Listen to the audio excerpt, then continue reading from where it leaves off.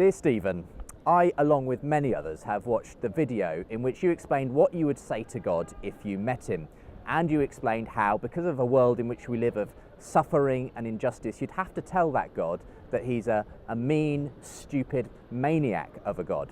Now, I'm a Christian, and my first reaction to that was to want to tell you, look, I'll give you 5 bulletproof reasons for why that's not the way God is. But then I kind of realised actually you're not really giving an argument against God, more an expression of your anger that the world is the way it is if a God is in charge of it. And so rather than give you some kind of a philosophical rebuttal, I thought I'd tell you a story.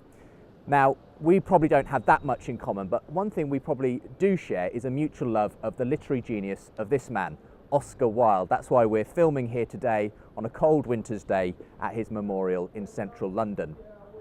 Now, I know that you share a deep connection with Oscar Wilde, but I have something in common with him too, and that is that he believed in the same God that I believe in.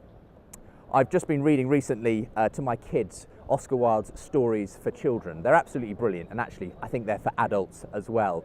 My favourite definitely is the story of the selfish giant. I'm sure you're familiar with it, but I think Oscar Wilde in this story expresses actually the true nature of God. The story centres on a garden.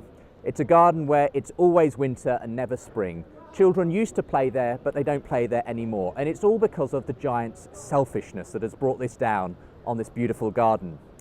Interestingly, the Christian story also begins with a garden. And however you interpret that story, fundamentally, it's about the idea that from the beginning, the world has gone wrong because of us. And in many ways, that's bent the whole world out of shape. So in a sense, we're living in the winter garden that Oscar Wilde describes. But in the story, after many years of it being winter and never spring in his garden, the giant sees a child at the end of the garden underneath a tree. And he has a change of heart, and he goes out and he lifts that child into the tree, and suddenly the tree blossoms, and suddenly winter is over, spring has arrived, the children come back, and even the giant's own heart is thawed because of it. But the child he so loves never reappears until the giant grows quite old, actually. And then, while it's winter again, and Wilde adds here, he didn't hate the winter now, for he knew that it was merely the spring asleep and that the flowers were resting. Well, he sees that child again at the end of the garden, underneath the same tree, but this time the tree is laden with gold and silver fruit. Well, Wilde takes up the story. Downstairs ran the giant in great joy, and out into the garden. He hastened across the grass and came near to the child, and when he came quite close, his face grew red with anger, and he said, "Who hath dared to wound thee?" For on the palms of the child's hands were the prints of 2 nails, and the prints of 2 nails were on the little feet. "Who hath dared to wound thee?" cried the giant. "Tell me, that I may take my big sword and slay him." "Nay," answered the child, "but these are the wounds of love." Oscar Wilde didn't believe that God was a tyrant who was basically out to make an evil world. Rather, in a world that's bent out of shape, where winter reigns and the blossoms are few and far between, he spoke of a God who comes into our world, into our darkness, and bears it with us. He talks about a cross and nails, nail prints in his hands and feet, and that these are the wounds of love. These are the defining characteristics of the God that he believes in.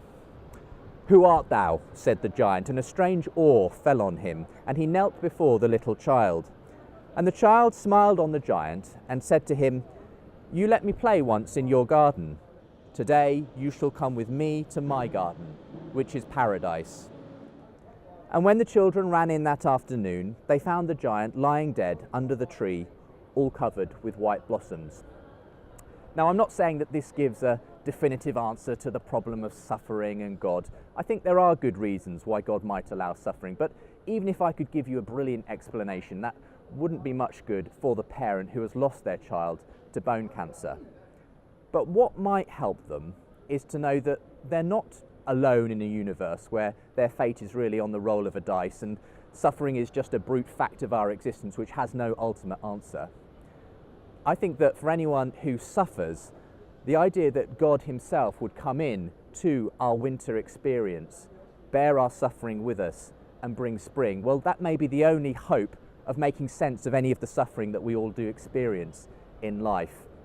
And I'd even dare to say that maybe a world in which that love can be expressed is the best kind of world that we can hope for.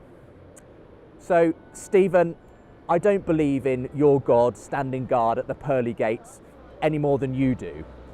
But I do believe in Oscar Wilde's God, a God who expresses himself as a child and who, on a tree, with nail prints in his hands and feet, brings in spring. That's a God worth believing in. Thanks for watching.